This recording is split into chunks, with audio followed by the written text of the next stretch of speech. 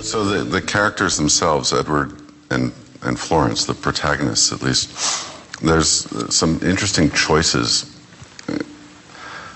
packed into these two characters. Edward in particular, I found,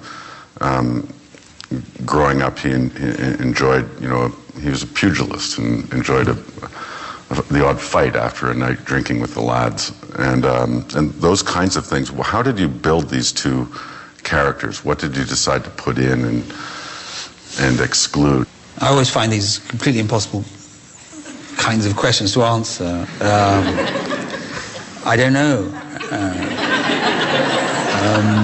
I had an idea for this evening and this novel, but I didn't quite know who these two people were. And the only way to find out is to start to write them. And sometimes you're impelled forward by things that are quite extraneous, like a sentence has a resonance, a cadence that you like, but it commits you to a feature in this character.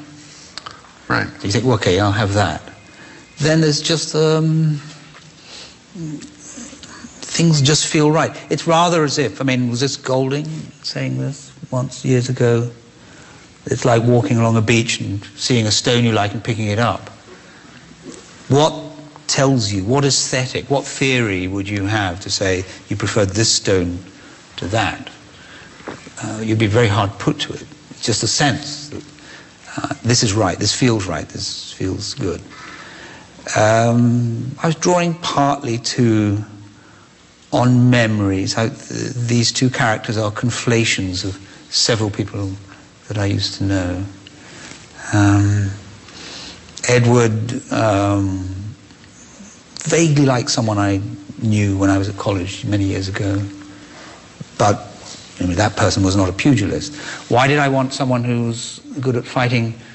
I suppose I wanted to generate a little tension in the reader, that knowing who the author of this book was, that he might turn on her and put a stone through her skull. I'm sure my younger self would have been very tempted. The description of the relationship between Florence and her mother, if you could just speak briefly about that, the Spinoza scholar. Well, Florence's mother, Violet, is a philosopher, a rather thin and bloodless and unaffectionate woman. Florence cannot remember any time at which her mother ever touched her or held her tight. And again, this is based on maybe 2 or 3 people that I knew. A blue stocking, but again, and that's a phrase that's more or less fallen out of the language. It would be ludicrous now to think that just because a woman was intellectual, she wouldn't be warm and sensual. But Violet was very much a rather driven and unaffectionate woman, and